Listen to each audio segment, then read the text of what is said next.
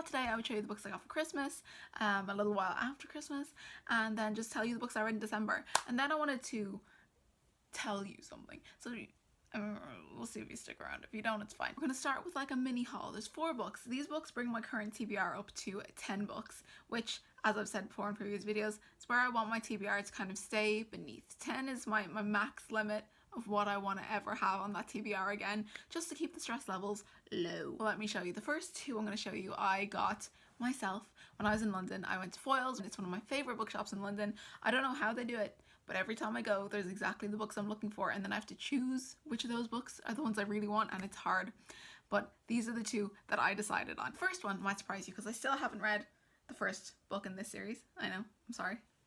Oops. It is Children of Virtue and Vengeance by Tomi Adeyemi, and this is the sequel to Children of Blood and Bone, which I've not yet read, but everyone says is amazing. And when I saw this book and it was like a nice edition and it's signed, I mean, I was like, you know, that's one of the ones I'm gonna get. That's one of those ones I'm gonna bring in my carry-on suitcase and trudge on home with me. Let me talk about the second book that I got myself, and that is Queen of Nothing by Holly Black. This is the 3rd book in the Cruel Prince, the series that everyone loves, the Cruel Prince. This is the sequel and the finale of that series. It's the Folk of the Air series. I read the first 2 books last year, I think, and I was so surprised by how much I loved them. They really kind of captured everything I wanted in a book. You know, there are those ones where you read into the night and you wake up in the morning, you want to read them again. When this book came out like last month, the month before, everyone started reading it, and I was like, I have to avoid spoilers and have to stay away because I want to read this. I will probably read this book next. I am so excited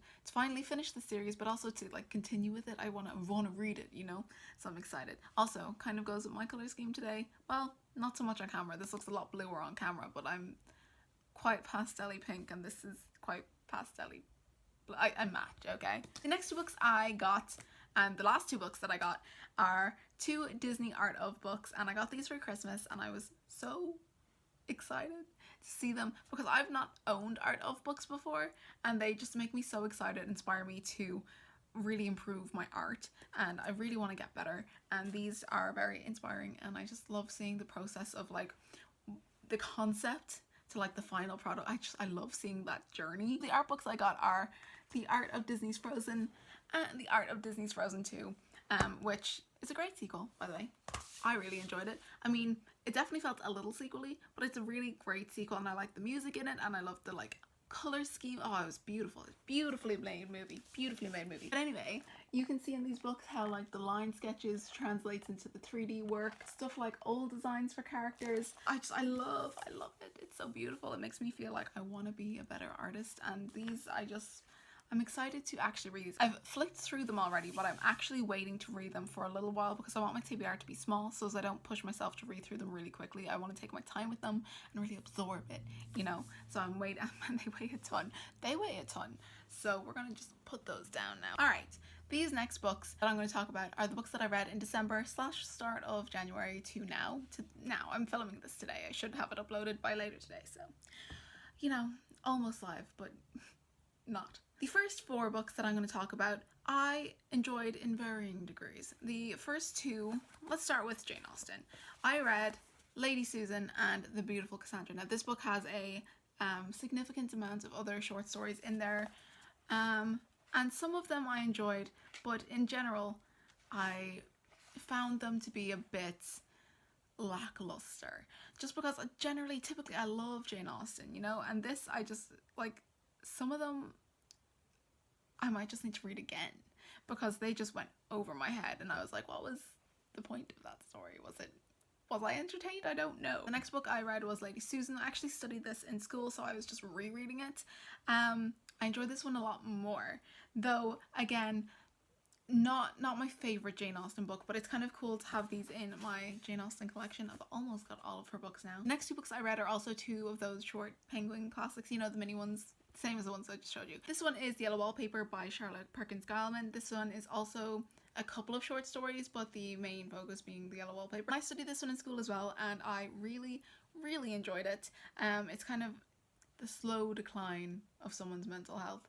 And it's fascinating. I also really liked the other short stories that were in there. I thought they were fascinating and interesting. I liked them a lot. This book was by far my favorite of these short little penguin classics, and it is The Missing Girl by Shirley Jackson. She is, I nearly said Percy Jackson, did you catch that? She is the author of The Haunting of Hill House. She also wrote We Have Always Lived in the Castle, and I read We've Always Lived in the Castle and I thought it was amazing. I loved it. Oh my goodness, I loved it. I thought it was so good.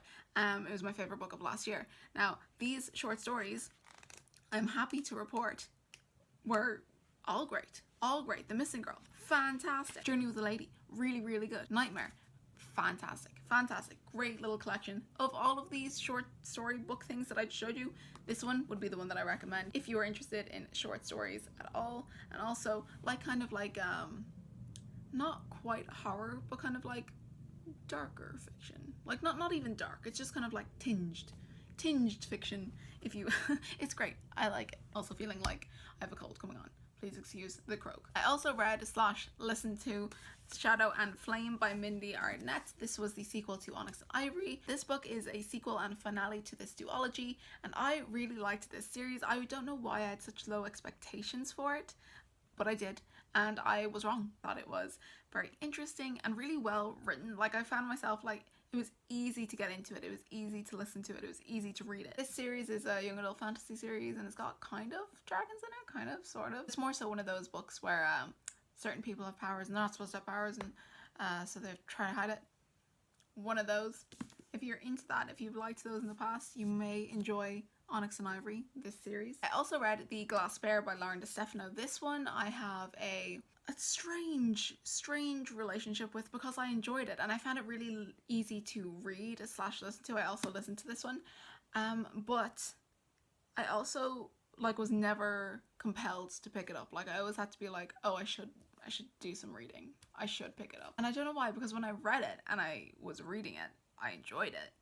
But it didn't have that draw for me that I really look for in a book, unfortunately. But I liked it. It is about a girl who is a princess. She's called Will, and she discovers she has a power that is quite dangerous and potentially life-threatening to those around her.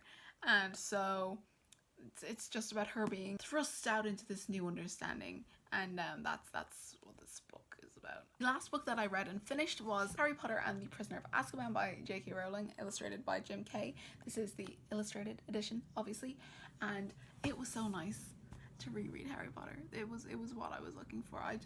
Every time I reread it, I remember that I love it, and I mean, if this behind me isn't an indicator, I'm a big fan. So, I mean, what can you say about a book that you've read 100 times and you love?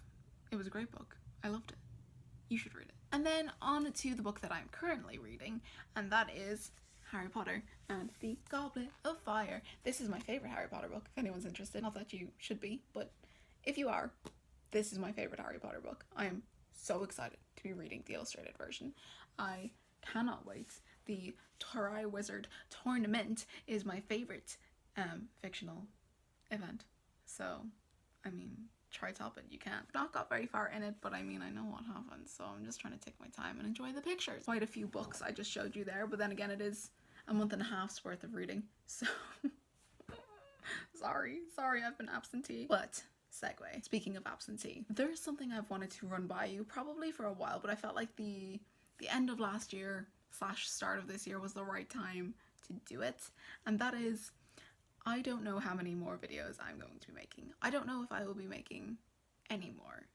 I started making these videos because they seemed like they would be a lot of fun. And initially they were. And I went through years where I loved making videos.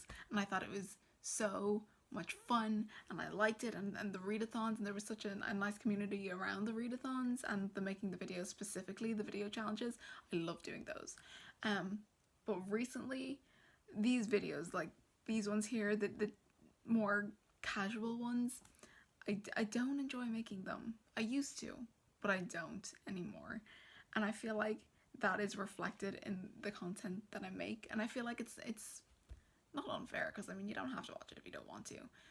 But it's unfair of me to put that pressure on myself to do something that I don't know why I'm doing anymore. I still love reading, and I still love the fandoms, and I'm still as passionate about that element of it, but I might translate it in a new direction. I never initially had an end date to this YouTube thing. I never foresaw myself getting sick of it. And unfortunately, I just don't love it anymore. And maybe I'll check back in. Maybe I'll come back and be like, hey, guess what? I'm here full time again, and it's 2 videos a week, and you're gonna love it. It's gonna be great. But at the moment, we're not there. I'm not there anymore, and I don't want to put up stuff that I'm not happy with, because why would I? I'll still be active on my Goodreads, and I will be updating there if you're interested in keeping up with what I'm reading. If you are, you can find me there. I've also got my Instagram, which I post like art that I do. If you're interested in that, fan art sometimes, original art sometimes. It's a real mixed bag. It's kind of just like my creative space. So I might make a book version of that. So I've got a book one and an art one. I don't know what I'm gonna do.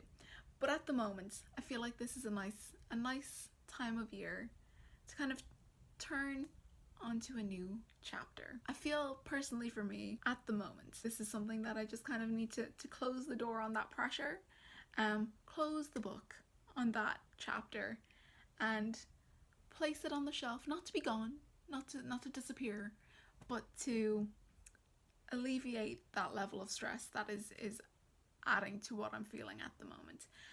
Anyway, thank you for following me so far on this journey. Thank you for watching anything that you've watched. Thank you for all your support and encouragement, especially during the readathons. As I thank you. And that's it. That's all I have for this video for you guys today. Bye. I feel a lot sadder about that than I thought I would. It doesn't have to be goodbye forever.